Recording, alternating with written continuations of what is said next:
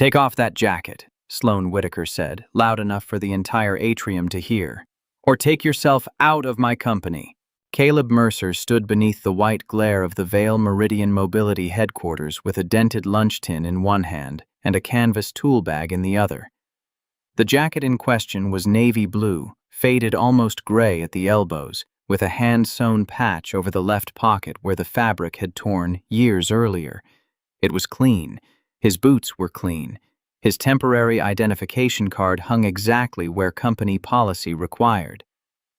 But the jacket had once belonged to a mechanic, and on this particular morning, with investors arriving and cameras being positioned around a prototype electric delivery truck, Sloane had decided that Caleb looked like something the company should hide. Employees had stopped near the elevators. Assistants watched from the glass walkway above. A custodian named Rosa Alvarez stood beside her cart with one hand pressed against her apron, already ashamed because the confrontation had begun when Sloane blamed her for streaks on a window the contractors had installed incorrectly. Caleb had done nothing dramatic. He had simply stepped between Rosa and the young chief executive and said, "She didn't cause that defect. The seal is leaking behind the frame." Sloane had looked him over as if his concern were a stain more offensive than the one on the glass. "I didn't ask for an assessment." Caleb had answered, "No, ma'am, you were looking for someone to blame." That was when the atrium had gone silent. Sloane was 36, brilliant, admired in business magazines, and feared by almost everyone who worked beneath her. She had rescued Vail Meridian from 2 years of weak sales, cut costs, closed an aging plant, and made herself the youngest chief executive in the company's history. She had also developed the habit of confusing immediate obedience with excellence. Now she stepped closer to Caleb, her heels clicking against the stone. "You've been here 9 days." "Yes, ma'am." "You are a temporary fleet support assistant." "That's what the badge says." Several people lowered their eyes. Sloane heard the steadiness in his voice and mistook it for insolence. "And yet you seem to believe you have the authority to correct me in my own lobby." Caleb glanced toward Rosa, whose cart contained a bottle of glass cleaner, folded cloths, and a framed photograph of 2 grandsons wearing hockey jerseys. "I believe she shouldn't lose her job for something she didn't do." Sloane's expression hardened. "You don't decide who loses a job here." "That's true. I do." She reached forward, unclipped his temporary badge, and held it between 2 fingers. "Your assignment is terminated. Effective now." Then she let the card fall. It struck the polished floor, skidded once, and stopped beside his worn boot. "Pick it up," she said. "Turn in your equipment and don't make security escort you." Caleb looked at the badge for a long moment. Then he knelt, not because she had commanded him, but because he had spent too much of his life repairing things to leave anything useful on the ground. He slipped the card into his jacket pocket, lifted his tool bag, and nodded to Rosa. "The seal is behind the lower left bracket," he told her quietly. "Don't let them put that on you." He walked toward the revolving doors while dozens of employees watched him leave. Sloane had already turned away when a line of black sport utility vehicles entered the snow-covered plaza outside. 7 of them rolled to the curb in precise formation. Doors opened. Security professionals stepped into the January wind, followed by attorneys, board members, and senior advisors who had flown in from 3 states. At the center of the group walked Russell Danner, chairman of Vail Meridian's board, a man Sloane had never seen arrive without 3 weeks of notice. Beside him was Malcolm Price, head of protective operations for the Mercer Stewardship Trust. They entered the building without pausing at reception. Russell saw Caleb near the doors and stopped so abruptly that the directors behind him nearly collided. Then the 71-year-old chairman removed his gloves, crossed the marble floor, and extended both hands. "Mr. Mercer," he said, his voice carrying through the atrium. "We were told your credentials had been revoked." Caleb shifted the tool bag to his other hand. "They were." Russell looked toward the badge visible in Caleb's pocket, then toward Sloane. The color left his face. "By whom?" Caleb did not answer. He did not need to. Every eye in the building had already turned toward the woman standing beneath the 30-foot banner that read, "Leadership Through Vision." Russell lowered his head, not deeply, not theatrically, but with the unmistakable respect of a man greeting the person to whom he ultimately answered. One by one, the directors behind him did the same. Sloane's hand tightened around the presentation folder she was holding. Caleb met her gaze from across the atrium. There was no triumph in his face. That made the moment worse. He looked only tired, as if she had confirmed something he had hoped was not true. Then Malcolm opened the door, the winter wind swept into the lobby, and Caleb Mercer walked out of the building he owned. 9 days earlier, no one at Vale Meridian had known what to make of the quiet man assigned to the Fleet Integrity Department. Caleb had arrived through the employee entrance before sunrise, when Minneapolis was still dark and the Mississippi River looked like a strip of black steel beyond the buildings. He carried coffee in an old stainless steel thermos and packed his lunch in the tin his 11-year-old daughter had decorated with a crooked silver star. Wren had drawn the star with an industrial paint marker and written in small letters beneath it, "For Dad, because you always find the way home." Caleb could have replaced the lunch tin 1,000 times. He could have purchased the building where it was manufactured. But Wren had made it on the first Father's Day after her mother died, and he carried it with the care other men reserved for heirlooms. His wealth had never taught him what mattered.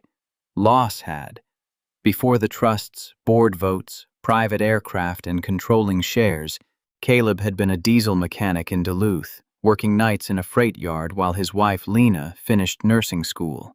He had learned machines through sound and vibration, through the smell of hot coolant and the tremor of a failing bearing beneath his palm. Later, after designing a predictive maintenance system that could identify mechanical failures before drivers felt them, he and Lena had mortgaged their small house to build a company around it. Vale Meridian's founder, August Vale, had recognized the technology when every major manufacturer dismissed it. He invested, gave Caleb room to work, and eventually folded the system into Vale Meridian's electric commercial fleet. The partnership saved the company during a brutal industry downturn and made both men wealthy. When August's health failed, he placed 58% of the company's voting control into a trust Caleb governed. "You understand what keeps a machine alive," August had told him from a hospital bed overlooking Lake Minnetonka. "The smallest parts carry loads no one sees. Companies are the same. The day we stop respecting the people no one notices is the day the whole thing starts coming apart." Caleb had promised to remember. For 6 years after August's death, he governed quietly. He reviewed investments, approved long-term strategy, protected research budgets, and left daily management to executives who appeared competent on paper. Vale Meridian's revenue rose under Sloane. Its stock strengthened. Costs fell. Yet the internal reports Caleb received had begun to trouble him. Employee turnover had nearly doubled in certain divisions. Skilled technicians were leaving the St. Paul assembly plant. Safety complaints disappeared from summaries before reaching the board. Exit interviews used the same phrases: hostile climate, image over substance, fear of retaliation. But the concerns were always softened by the time they reached executive review. Sloane's presentations described the losses as necessary performance refinement. Caleb had heard similar language before. It was the language institutions used when human damage threatened to interrupt a polished story. His advisors urged him to commission a formal audit. Caleb agreed an audit would reveal policies. It would not reveal the temperature of a break room when a supervisor entered, or the way a receptionist was spoken to when no client was watching. So he did what August would have understood and every attorney around him called reckless. He applied through an outside staffing agency under the shortened name Cal Mercer, using a work history that was honest but incomplete.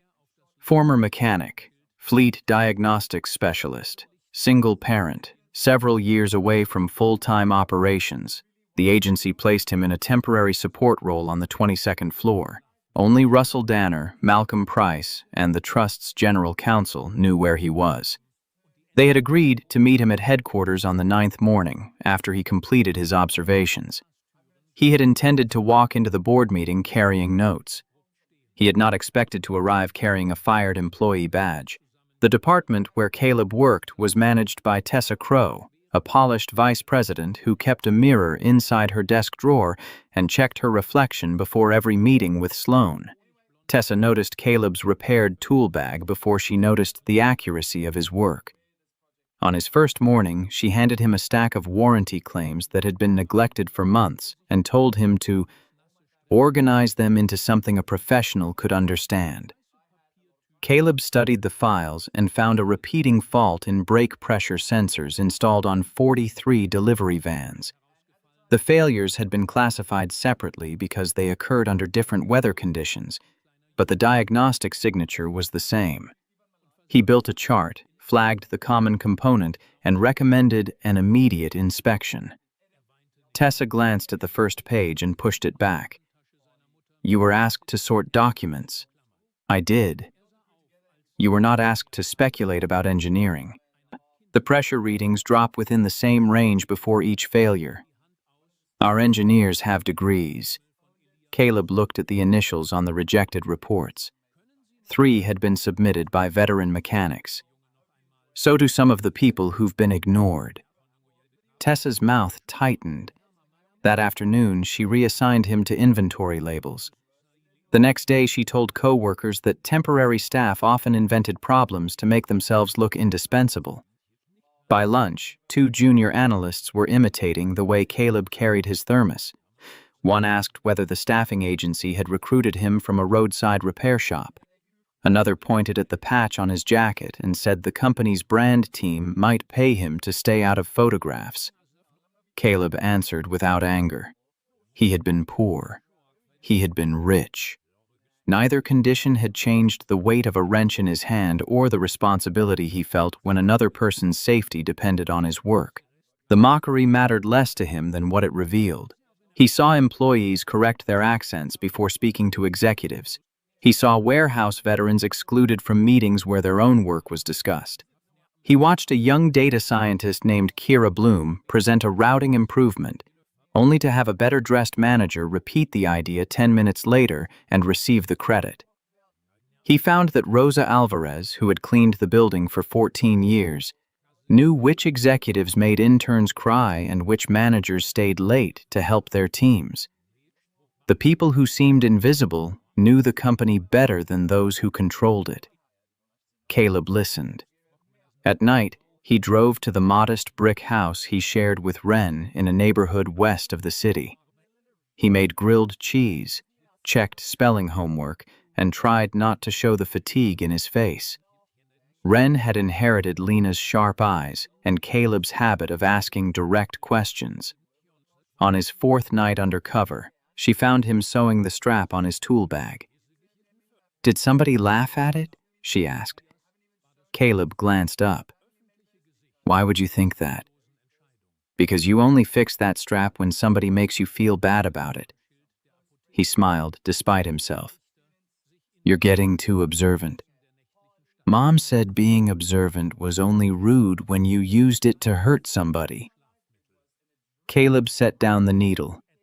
Wren sat across from him in flannel pajamas, her math workbook open between them. "A few people at work think old things don't belong in expensive buildings," he said. "Do they know you own the building?" "No." "Then tell them. That would change how they act. Isn't that the point? I need to know how they act when they think I can't help them." Wren considered this. "That sounds lonely."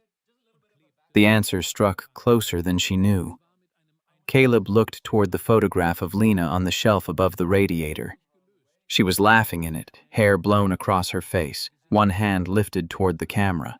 "Sometimes learning the truth is lonely," he said, "but it's better than being protected by a lie." Ren returned to her homework, then asked, "When you find out who's mean, are you going to be mean back?" Caleb threaded the needle again. "I hope not." "Good." She erased an answer and wrote another. "Because then they'd still be deciding who you are." By the seventh day, Caleb understood that Vale Meridian's sickness was not merely rudeness. Rudeness was the visible rash. Beneath it lay fear, and beneath the fear lay incentives designed by people who rarely faced the consequences. Sloan had tied management bonuses to speed, appearance, and quarterly efficiency. Delays were punished even when delays prevented mistakes. Complaints were treated as disloyalty.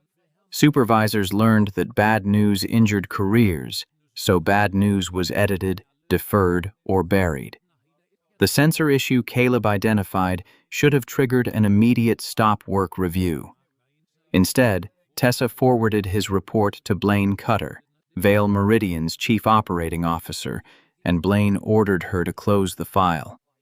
Caleb saw the email because Tessa accidentally included him in the reply chain.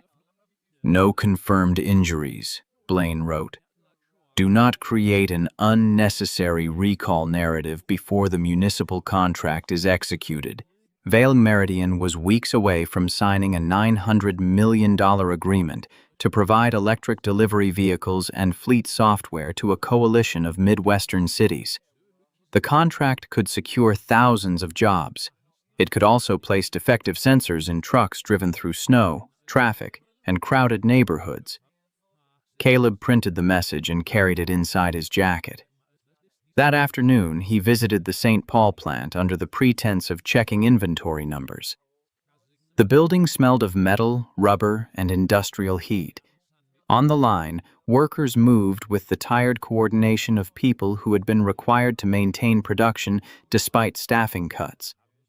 A mechanic named Owen Rusk recognized the sensor code on Caleb's sheet and led him behind a stack of shipping crates. "We reported this in October," Owen said. His right hand was wrapped in a compression brace. "Then again in November." "What happened?" "Supervisor told us engineering cleared it." "Did they?" Owen laughed without humor. "You tell me." He opened a cabinet containing 6 failed sensors tagged and dated. None had been entered into the central database. "Last month, a test van lost pressure coming down the west ramp. Driver put it into the barrier before it reached the street. Nobody got hurt, so management called it operator error." Caleb examined the components. "Who removed these from the system?" Owen looked toward the security camera. "People with offices." "Why keep them?" "Because sooner or later, someone has to remember what happened." Caleb understood. Men like Owen did not collect evidence because they trusted justice. They collected it because experience had taught them truth needed physical protection. He photographed the tags, copied the serial numbers, and asked Owen why he had stayed. The mechanic rubbed his braced hand. "My wife's in treatment. Insurance is here. Besides, some of us still care what leaves this plant." On the drive back to Minneapolis, snow struck Caleb's windshield in dry white grains. He thought about August, who had begun Vale Meridian with 3 mechanics and a borrowed warehouse. He thought about Lena, who had died after a brief illness and left him with a child, a house full of half-finished conversations, and a permanent distrust of wasted time. He could expose Blaine immediately. He could summon the board, remove executives, issue a recall, and let the public consequences fall where they would. But the board meeting was less than 48 hours away, and Caleb wanted one final look at Sloan herself. He had not yet decided whether she was the architect of the concealment or a leader so insulated by fear that no one dared tell her the truth. The distinction mattered, though perhaps less than she would hope. A leader was responsible not only for what she ordered, but for the reality people believed they had to hide from her. On the morning of the investor presentation, Sloan arrived at headquarters already furious. The municipal coalition had delayed its preliminary approval after an anonymous safety concern reached one of the city attorneys. Blaine told her the complaint came from a disgruntled plant employee and promised there was no systemic defect. Sloan wanted the building immaculate before the visiting delegation arrived. She found fault with the lobby flowers, the video wall, the catering table, and finally, the streak beneath the west window. Rosa Alvarez was wiping the glass when Sloan demanded her supervisor's name. Rosa tried to explain that moisture was trapped inside the frame, but English became harder for her when she was frightened. Sloan heard hesitation and assumed incompetence. 14 years in this building, and you still need someone to explain how to clean a window? She asked. Rosa's face changed. Caleb, crossing the atrium with files for the board meeting, stopped. She can't clean between sealed panes, he said. Sloan turned. She knew him only as the temporary worker Tessa had described as difficult, unpolished, and unwilling to stay within his role. Excuse me? Caleb set down the files. The exterior gasket has failed. The condensation is inside. I'm speaking to an employee. So am I. The exchange might have ended differently had the atrium been empty, but assistants, investors, and cameras were present, and Sloan felt authority slipping in front of witnesses. Years earlier, when she was a 28-year-old strategist presenting to older executives, men had interrupted her, doubted her, and asked whether she was taking notes for someone else. She had survived by becoming sharper than every room she entered. She learned never to hesitate and never to surrender ground in public. What had once protected her had hardened into something that wounded everyone around her. She looked at Caleb's jacket, his work boots, the tool bag, and the old anger rose in a new direction. He represented disorder in a moment she needed control. Take off that jacket, she told him. We have guests arriving. Caleb glanced down at the faded fabric. Lena had bought it for him during their first winter in Duluth. The patch over the pocket had been sewn by Wren with uneven blue thread. The jacket isn't dirty. It is not appropriate for the image of this company. It's appropriate for the people who build your trucks. Sloan heard a challenge. Caleb intended a warning. You are not qualified to lecture me about this company. Maybe not. Then remember your position. He looked toward Rosa, then back at Sloan. A position isn't a measure of a person. That sentence decided it. Sloan unclipped his badge and fired him before the whole atrium. When the board convoy arrived moments later, she understood only that something impossible was happening. When Russell addressed him as Mr. Mercer, impossibility became dread. She knew the name. Everyone in Vale Meridian's highest leadership knew it. Mercer Stewardship Trust controlled the company's voting majority, though its beneficiary had never appeared in public and rarely attended meetings in person. She had imagined a retired financier or distant heir. She had not imagined the man kneeling at her feet to retrieve a plastic badge. Russell crossed the atrium after Caleb left and stopped before her. "Where's the boardroom?" he asked. Sloane's voice felt distant. 34th floor. Have it secured. Russell, I can explain. He looked at Rosa, who was still standing beside the defective window. I suspect, he said, that explanations are part of the problem. The emergency board session lasted 5 hours. Sloane sat at the far end of a table she had once controlled and watched Caleb place the defective sensors, hidden reports, termination patterns, and internal messages before the directors. He wore the same jacket. No one asked him to remove it. Caleb did not begin with the humiliation in the lobby. He began with the test van that had lost brake pressure in St. Paul. He explained the engineering pattern, the buried complaints, the municipal contract, and the risk to drivers and the public. Blaine Cutter denied ordering anyone to conceal a defect until Caleb produced the email. Then Blaine called the wording Informal shorthand. Caleb placed Owen Rusk's photographs on the screen. Blaine questioned the mechanic's qualifications. Caleb answered, "He was qualified enough to keep 6 failed components after your system erased them." Tessa Crowe tried to portray Caleb as a temporary worker who misunderstood internal procedures. Russell asked why a temporary worker had identified a pattern her department missed. Tessa had no answer. Sloane listened as the company she believed she commanded was described in a language she did not recognize, though every document bore the results of her leadership. She had not ordered the reports destroyed. She had not known about the test van crash. Yet her performance system had punished the people who raised concerns, and her management style had taught executives that pleasing her mattered more than informing her. When Caleb finally described what had happened to Rosa, he did so without embellishment. "Mrs. Alvarez was blamed because she was the easiest person to blame," he said. "I objected.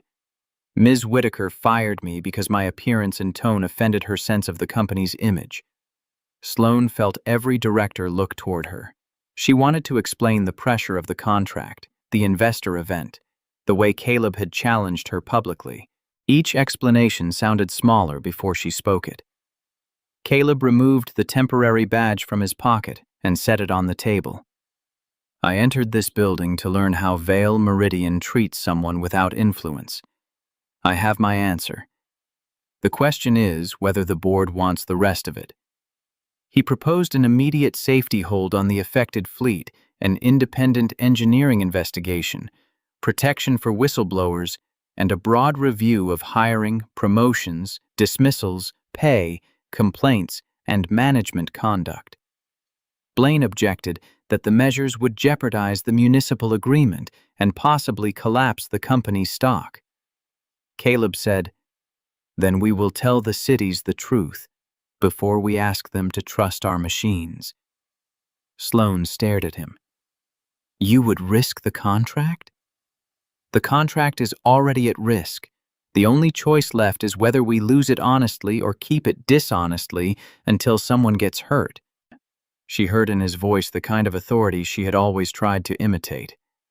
Calm, unforced, unconcerned with winning the room. The board approved every measure. Blaine was placed on administrative leave. Tessa's access was suspended. Sloane expected Caleb to remove her next. Instead, he asked the directors to leave them alone. When the door closed, she remained seated beneath a screen displaying the frozen image of a cracked brake sensor. "Why didn't you tell me who you were?" she asked back. Caleb leaned back, exhaustion visible around his eyes. "Because you would have treated me well. You deceived us. I withheld a title. Everything else you saw was true. You let me humiliate myself." He studied her with an expression that held neither cruelty nor pity. "I let you decide how to treat a man you believed had no power." Sloane stood and moved toward the window. Snow blurred the city lights below. "You came here expecting to find something wrong. I came hoping I was wrong. Are you going to fire me?" "Not today." She turned. "Why?" "Because I don't yet know whether removing you would protect this company or merely help you escape what you built." The words landed harder than dismissal. Caleb gathered the files. At the door, he paused. "Mrs. Alvarez has worked here 14 years. You didn't know her name." Then he left Sloane alone with the city, the defective sensor on the screen, and the first true silence she had experienced in years. By noon the next day, footage from the atrium had spread across the internet. Someone had recorded Sloane dropping Caleb's badge. Another employee captured the board entering, and Russell Danner greeting the fired temporary worker as the company's controlling owner. News outlets paired the clips beneath headlines about arrogance, hidden billionaires, and corporate cruelty. Commentators debated whether Caleb's undercover visit was courageous or manipulative. Former employees began sharing stories. A warehouse coordinator described being dismissed after reporting unsafe overtime. A software engineer said her promotion had been given to a man who presented her work as his own. A veteran technician posted a photograph of the boots a manager told him were too working class for a client visit. Vale Meridian's stock fell 12% in 2 days. The municipal coalition froze negotiations. Sloan received hundreds of messages, most of them vicious. Some deserved, none useful. She stopped opening them.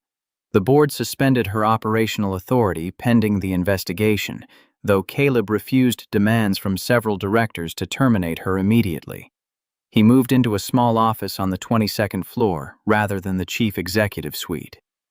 The room had a metal desk, 2 chairs, and a view of the parking structure. He said he wanted to work near the people whose reports had never reached the top. Every morning, he called Wren before school. She complained about cafeteria oatmeal, reminded him to drink water, and asked whether the people at the company were still pretending not to be scared. Caleb told her they were learning to speak. In truth, fear had not vanished. It had merely changed direction. Employees who once feared Sloan now feared the investigation. Managers deleted nothing because legal holds covered every account. Interviews lasted for hours. The audit team discovered that qualified applicants from trade schools, rural colleges, and military backgrounds had been systematically ranked below candidates from a narrow group of universities. Workers with accents were kept from client-facing roles. Older employees were pushed toward voluntary transition. Complaints about managers disappeared inside human resources. Tessa Crow had falsified performance notes to remove employees she considered visually unsuitable for leadership. Blaine Cutter's misconduct ran deeper. He had suppressed the censor failures to protect production bonuses and the municipal contract. He had also shifted warranty costs between divisions, concealing millions in losses. The culture of appearance Sloan had cultivated gave him perfect cover. People learned to deliver attractive numbers, and no one asked what had been hidden to produce them. Caleb met each finding with the same grim restraint. He did not enjoy being right. Every discovery represented a person who had paid for his absence. He had owned the company from a distance and trusted summaries prepared by people skilled at removing pain from a page. That failure belonged partly to him. At a staff meeting, he said so. "It is easy to blame the person whose signature appears at the bottom," he told hundreds of employees gathered in the atrium. "It is harder to admit that I had the authority to look sooner and did not. I will not ask this company to accept responsibility while I avoid my own." Rosa Alvarez stood near the back. Owen Rusk watched by video from St. Paul. Sloan, barred from operational meetings but permitted to observe, stood alone on the mezzanine where she had once looked down at everyone. Caleb did not point toward her. He did not need to. His willingness to name his own failure exposed the emptiness of every excuse she had been rehearsing. Suspension reduced Sloan's world to a furnished apartment, legal interviews, and long hours without anyone waiting for her decision. For the first time since her 20s, she had no assistants, no driver, and no calendar built to prove her importance. She began walking through the city before dawn because sleep came in fragments. Minneapolis in winter was honest in a way corporate offices were not. Cold entered through expensive wool as easily as cheap cotton. Sidewalk salt marked every shoe. People moved quickly, not caring who held what title. One morning, she stopped outside a 24-hour diner and saw Rosa Alvarez through the window, eating breakfast after a night shift. Sloan almost kept walking. Shame urged her forward. Something quieter made her enter. Rosa looked up when the bell rang and grew guarded. Sloan removed her gloves. "May I sit down?" Rosa glanced at the empty booths. "It is a free country." Sloan sat across from her. The waitress poured coffee without recognizing either woman. For several seconds, Sloan listened to the clatter of dishes. "I blamed you for the window," she said. Rosa stirred sugar into her cup. "Yes." "I spoke to you as though you were incompetent." "Yes. And I would like to apologize." Rosa looked at her carefully. "Because Mr. Mercer owns the company?" The question stripped away every prepared sentence. "At first," Sloan admitted, "I was sorry because of what it cost me. Rosa waited. Now I am sorry because I keep remembering your face. Sloane swallowed. You were trying to explain. I decided I understood before you finished. You do that to many people. I know. Do you? Rosa asked. Or do you know because a report told you? Sloane lowered her eyes. She had never been spoken to this way by someone she considered beneath her because she had built a world where such honesty was punished. I'm beginning to know, she said. Rosa tore a piece of toast and considered her. My husband was a machinist, she said. He worked at Vale Meridian before he got sick. Mr. Vale knew his name. When my husband died, Mr. Vale came to the funeral. He sat in the back. He did not bring cameras. After that, he gave me work in the tower because I had 2 daughters and no insurance. For many years, I thought the company remembered people. Sloane felt heat rise behind her eyes. And then people like you started remembering only numbers. Rosa's voice held no malice. That made it impossible to dismiss. You look at someone very fast, Ms. Whitaker. You decide what shelf they belong on. Rich, poor, useful, embarrassing, strong, weak. But people are not files. Sloane stared into her coffee. I thought fast judgment made me effective. Maybe it made you fast. Rosa finished her toast. That is not the same thing. When she stood to leave, Sloane asked, Do you forgive me? Rosa put on her coat. I do not know you well enough to forgive the whole of you. She paused. But I believe people can become different if being sorry makes them do different things. Then she walked out into the cold. Sloane remained in the booth until daylight touched the windows. For years, she had believed humiliation was something done publicly. She discovered that the deepest humiliation happened privately, when a person finally saw the distance between who she claimed to be and what her choices had made her. The safety crisis threatened to destroy Vale Meridian before the cultural reforms had time to matter. Engineers confirmed that a supplier had changed the polymer inside the brake pressure sensors without proper validation. The defect appeared only after repeated exposure to deep cold, which meant hundreds of vehicles operating across northern states required inspection. Caleb ordered a voluntary recall before regulators demanded one. The decision cost the company nearly $200 million and placed the municipal agreement near collapse. Several board members urged him to describe the action as a service enhancement rather than a recall. Caleb refused. People have been trained to hear polished language when a company is hiding something, he said. We are done hiding. He traveled to city halls across the Midwest with Owen Rusk and Kira Bloom beside him. Owen explained the mechanical failure. Kira presented a transparent monitoring system that would allow municipal engineers to review live safety data. Caleb told procurement officials exactly when Vale Meridian had learned of the defect, how managers had concealed it, and what had changed. Some cities withdrew, others delayed. In Milwaukee, a council member asked why anyone should trust a company that had lied to its own board. Caleb answered, You should not trust us, because I ask you to. Trust should follow evidence. We will provide the evidence every day, and you can leave the moment we stop. The honesty unsettled people accustomed to salesmanship. It also kept several negotiations alive. Inside the company, Caleb changed the reward system. Managers would no longer receive bonuses based solely on speed and margin. Safety reporting, employee retention, mentorship, and verified team feedback carried equal weight. Anonymous complaints went to an outside firm. Promotion panels included plant workers and lower-level staff. Degree requirements disappeared from jobs where experience mattered more. Caleb invited former employees to return, though many declined. Some wrote that they appreciated the offer but could not trust the place again. He accepted their refusal without argument. Justice did not obligate the wounded to return for the comfort of those repairing the harm. Wren visited the headquarters on a Saturday while Caleb worked through recall plans.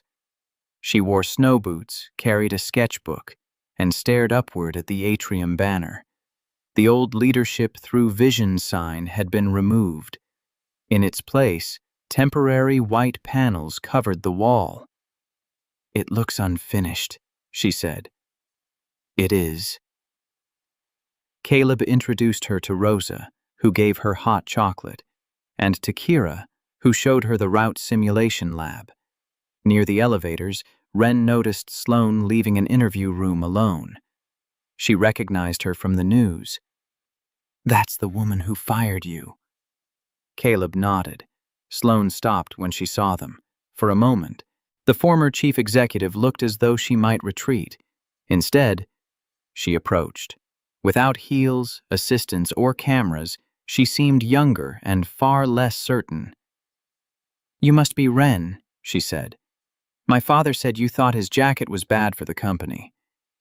Caleb closed his eyes briefly. Sloane accepted the question. "I did. It isn't. I fixed it." "I know." Wren studied her. "Why were you so mean?" Sloane looked toward Caleb, but he offered no rescue. "Because I thought being important meant never letting anyone challenge me," she said. "And because I judged your father before I knew him." Wren frowned. "You still shouldn't be mean to people you don't know." "You're right. Are you going to work here again?" "I don't know." Wren tucked the sketchbook under her arm. "Dad says people need consequences. He's right. He also says consequences are supposed to teach you something." Caleb looked at his daughter. That sentence was one of his, spoken after she broke a neighbor's window with a baseball. Hearing it now in this atrium gave it new weight. Sloane's eyes glistened, though her voice remained steady. "I am trying to learn." Wren nodded once. "Then you should keep trying." She walked toward the elevators, leaving the two adults behind. Sloane watched her go. "She sounds like you. She sounds like her mother. Was her mother as forgiving?" Caleb looked at the faded jacket Wren had repaired. Lena believed forgiveness without truth was only permission. She also believed truth without mercy could become another kind of pride. Sloane absorbed that in silence. For the first time, Caleb wondered not whether she deserved another chance, but what shape a responsible chance might take. The investigation concluded after 11 weeks. Blaine Cutter was terminated for cause and referred to federal authorities for financial misconduct and deliberate suppression of safety information. Tessa Crow was dismissed after the review documented years of retaliation, falsified evaluations, and discriminatory hiring practices. Several managers left voluntarily before their interviews were complete. Others remained under corrective agreements that required training, monitored decisions, and direct accountability to employees they had once ignored. The board prepared a public report naming failures at every level, including Caleb's lack of oversight and Sloane's leadership. Attorneys warned that such transparency could increase legal exposure. Caleb answered that legal safety purchased through dishonesty had brought the company to the edge of collapse. The report was released without euphemism. On the same morning, Sloane received a request to meet Caleb in the small conference room on the 22nd floor. She arrived early and sat in the chair where she had once defended herself. Caleb entered carrying no files. He placed 2 cups of coffee on the table and sat across from her. "The board voted to remove you permanently as chief executive," he said. Sloane had expected the decision, but expectation did not lessen its finality. She looked through the glass wall at employees moving between desks. "I understand. Your severance remains under review. There will be civil claims." "I understand that too." Caleb folded his hands. "Russell believes you should have no future at Vale Meridian." He may be right. Several directors want a clean separation so the company can present your departure as the end of the problem. Sloane gave a faint, bitter smile. That would be convenient. It would also be false. The problem was larger than you, though you strengthened it. She looked at him. Why am I here? Caleb considered the woman before him. The certainty that once entered rooms ahead of her was gone, but absence of arrogance was not the same as presence of character. Remorse could be sincere and still temporary. I am willing to offer you a position, he said. Sloane stared at him. As what? Field Accountability Coordinator. I don't know what that means. It means you will spend 1 year rotating through the St. Paul plant, service depots, customer support centers, and warehouse operations. You will have no executive authority. You will document safety concerns, follow complaints to resolution, and report to a committee that includes hourly employees. Your compensation will be the standard salary for the role. You want me to become an internal auditor? No. Auditors arrive with power. You will arrive with a notebook and the obligation to listen. She leaned back, stunned. Everyone would know. Former subordinates would see her wearing a visitor vest, waiting for permission to enter areas she once controlled from above. Business publications would call it punishment. Friends in her old world would consider it disgraceful. Caleb watched the conflict pass across her face. You are not required to accept, he said. You could leave with what remains of your reputation and begin somewhere else. Why offer it at all? Because removing a person is sometimes necessary. It is not always the same as repairing what they damaged. Do you believe I can repair it? I believe you can participate.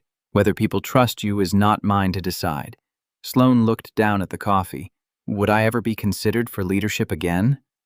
Not as part of this offer. So there is no path back.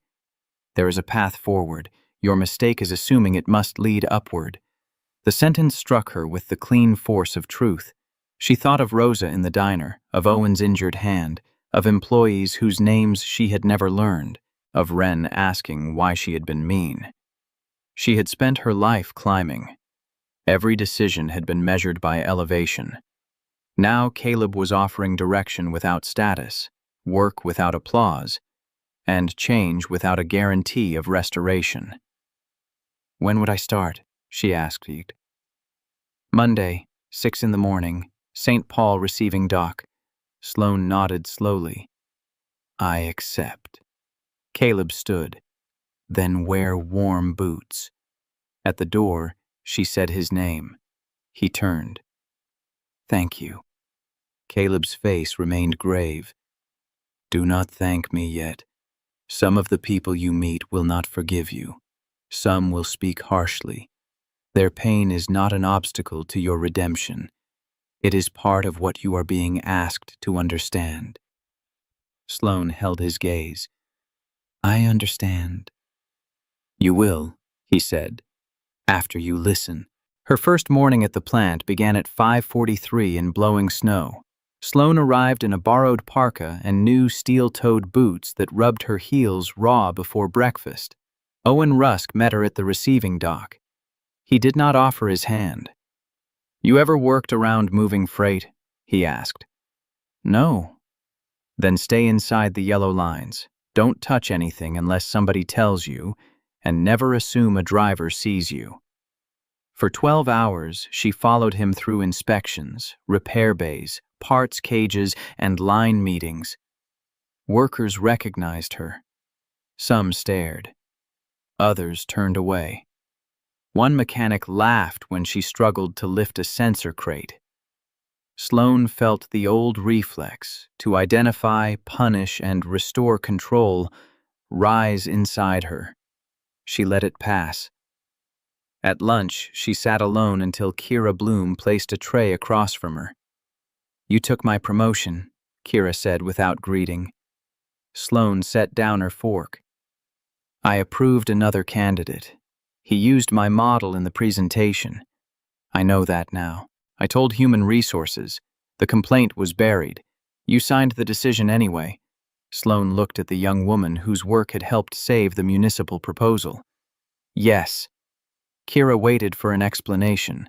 Sloane had none that did not center herself. "I was wrong," she said. "That does not return the year you lost." "No. And it doesn't make me trust you." "No." Kira picked up her tray. "Good. At least you're learning not to turn apologies into requests." She left. Sloane sat in the cafeteria while conversations continued around her. The encounter hurt, but pain no longer seemed proof of unfairness. Sometimes pain was simply contact with consequence. Over the following months, she visited service centers in Fargo, Des Moines, Madison, and Grand Rapids. She rode with technicians through sleet. She listened to customer support agents absorb anger caused by executive decisions. She learned why warehouse workers hated a scheduling system praised in board reports. The software optimized labor so aggressively that parents could not predict when they would get home. Sloane documented the problem and recommended changes, but the committee required her to present the proposal beside the employees who had raised it. She did not speak first. She learned names. She learned that leadership decisions had texture: a missed school play, a swollen wrist, an elderly parent waiting for medication, a driver eating dinner from a vending machine because a route had been designed without brakes. None of these details appeared in the dashboards she once trusted, yet they were the company. Rosa had been right. People were not files. Caleb watched Sloane's reports without intervening. Some were defensive at first. Over time, the language changed. She stopped writing that workers felt schedules were unstable and began documenting the instability itself. She stopped praising efficiency without counting what it cost.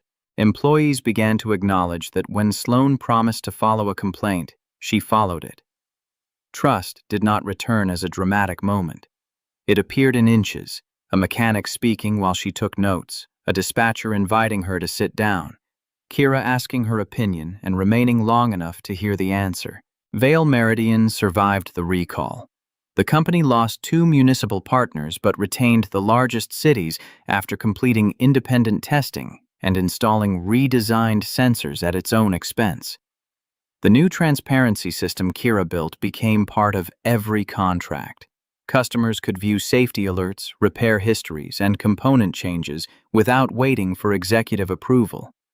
The feature that began as an admission of failure became Vale Meridian's strongest competitive advantage. Drivers trusted the vehicles because the company no longer pretended machines were flawless. Investors returned slowly. More important to Caleb, skilled workers stopped leaving. Applications from trade schools, community colleges, and veterans programs rose. Owen Rusk was promoted to Director of Fleet Safety, though he insisted on keeping a desk at the plant. Kira became Vice President of Systems Integrity. Rosa Alvarez joined the Employee Advisory Council and embarrassed executives by asking simple questions they could not answer with slides. Caleb accepted the permanent chairmanship but refused the chief executive office. He appointed an experienced operations leader from outside the company, a woman named Marisol Trent, who had begun her career repairing city buses and spent her first month meeting employees without cameras. Caleb remained visible, though never theatrical. Some mornings he wore a suit. Some mornings he wore the faded navy jacket. The patch over the pocket became less a symbol of what Sloane had rejected than a reminder of what the company had nearly forgotten. Wren visited often enough that employees began saving defective bolts, circuit boards, and metal scraps for her school projects. On the anniversary of the recall, Caleb stood in the atrium before workers from every division. The blank panels that replaced the old leadership banner had finally been covered. Instead of a slogan, the wall now held hundreds of small metal nameplates, one for every person employed by the company, from the chairmanship to overnight cleaning crews. No plate was larger than another. Caleb did not give a long speech. "A machine fails when we ignore the parts carrying invisible weight," he said. "So does a company. These names are not decoration. They are the work. Near the rear of the crowd stood Sloane in a reflective plant vest. Her year in the accountability role had ended, but she had asked to remain for another 6 months. She no longer appeared in magazines. She no longer entered rooms expecting them to adjust around her. Yet people had begun to make room because they trusted her to listen. After the gathering, she found Caleb beside the metal wall. His nameplate was halfway down, between a payroll specialist and a night shift electrician. "Russell wanted yours at the top," she said. "I know. You moved it. Wren did." She said alphabetical order was less likely to cause arguments. Sloane smiled. She was right. They stood in companionable silence. "Marisol offered me a management position in employee operations," Sloane said. "I heard. Not executive leadership. No. A year ago, I would have considered it an insult." Caleb looked at her. "And now? Now I'm afraid I might not deserve it." "That fear can be useful if it makes you careful. It becomes useless if it prevents you from serving." Sloane studied the nameplates. Rose's was near the center. Owen's sat several rows below. Tessa's and Blaine's were gone. "Do you think people can really change?" she asked. Caleb thought of Lena, of Wren's painted star, of the badge striking marble, of a company open to the weather and rebuilt without certainty. "People change every day," he said. "The harder question is whether they are willing to live long enough with the discomfort for the change to become character." Sloane nodded. "I accepted the position." "Good. You are not surprised. You have finally stopped making every decision based on how it will look." She gave a quiet laugh. "That sounds almost like approval. Don't become dependent on it." "I won't." She started to leave, then paused. "Caleb, that morning in the atrium, when Russell arrived, why didn't you tell everyone what I had done? You could have destroyed me in one sentence." Caleb touched the edge of Wren's uneven patch over his pocket. "You had already shown them what you had done." "You didn't want revenge?" "I wanted the company to tell the truth. Revenge would have made the story about my pride." Sloane looked toward the doors where she had ordered him to leave. "I thought your silence meant you were weak. Most people who need to prove their power are afraid they do not have any." She absorbed the sentence without flinching. Then she walked toward the elevators, not with the sharp stride that once cleared hallways, but with the steady pace of someone who no longer needed others to move aside. Years later, new employees at Vale Meridian still heard the story of the morning a temporary worker was fired in the atrium and a convoy arrived to carry him into the boardroom. The story changed slightly in the telling. Some said there had been 10 vehicles instead of 7. Some claimed every director had bowed. Others insisted Caleb had purchased the company that very afternoon, though the truth was quieter and more complicated. What remained accurate was the badge falling, the worn jacket, and the silence that followed when people realized they had measured a man by the wrong things. Caleb kept the badge in the top drawer of his desk beside Lena's wedding ring and the first crude circuit board that became the foundation of his company. He did not keep it as proof that he had fooled anyone. He kept it because it reminded him how easily distance protects power from truth. Wren grew older, stopped decorating lunch tins, and eventually became an engineer who argued with her father in meetings without fear. Sloane never returned to the corner office. She became something she once would have considered smaller and later understood was better. A trusted leader whose authority grew from the confidence of people who had seen her fail, tell the truth, and keep working. She apologized when she was wrong. She asked questions before giving answers. When young managers spoke contemptuously about a worker's clothes, education, or accent, she did not offer a lecture.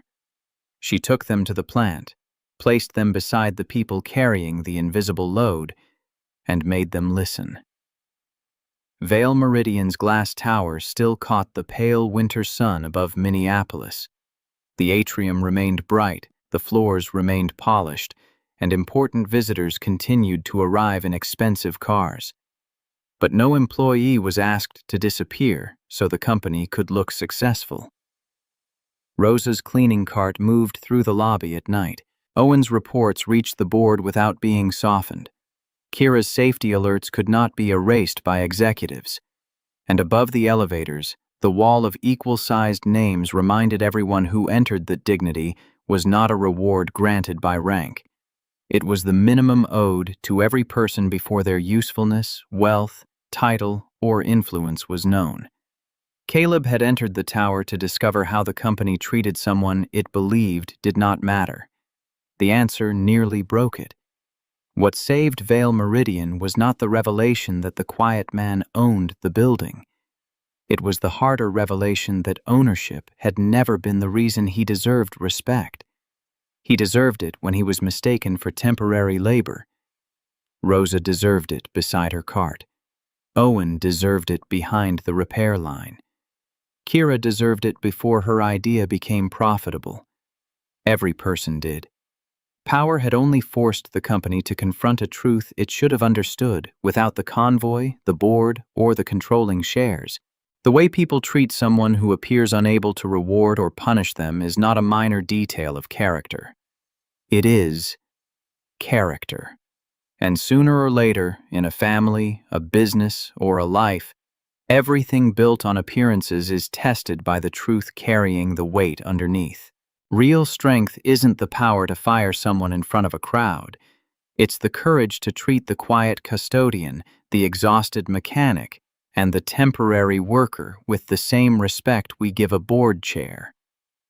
Caleb Mercer walked into his own company wearing a patched-up jacket and watched leadership crumble when it confused image with worth. His undercover week exposed a brutal truth. When we chase speed, polish, and short-term applause, we end up rewarding fear and silencing the very people whose unseen labor keeps the whole machine running. The moment his badge hit the marble floor, everyone in that atrium learned that dignity must come before titles, profits, or press releases. That's the heart punch lesson here. Dignity is a birthright, not a perk, and the way we treat someone who can't help or hurt us is our real report card to the world.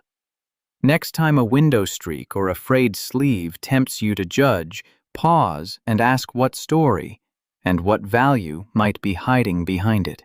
If this story moved you, drop your thoughts in the comments below. Let's talk about the moments when a little respect changed everything. And if you want more true-to-life tales that challenge the way we lead and live, smash that subscribe button and ring the bell, because the next lesson might be the one that rewrites your own story.